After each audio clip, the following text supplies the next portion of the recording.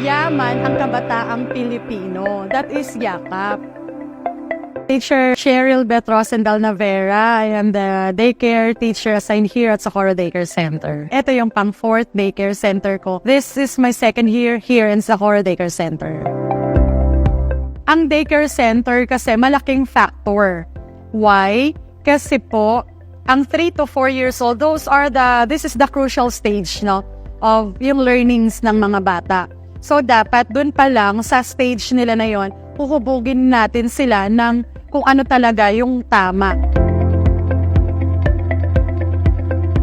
Yung pagpaayos ng facility, kailangan mong magbigay ng extra effort sa mga daycare center na napuntahan mo. So, dito sa Socorro Daycare, since last year lang kasi ako dito, ang kailangan lang namin pagagandahin, pipinturahan para mas more on lumiwanag yung daycare. But then, bigla kayong dumating, bigay ng project, no, napili ninyo, maging part ng Bayanihang Bulilit or the Brigada Eskwela for DepEd.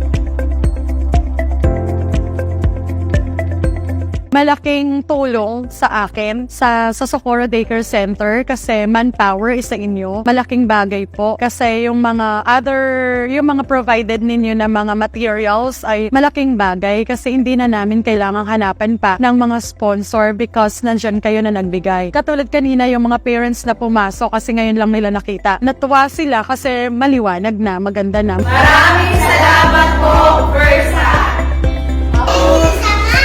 Salamat!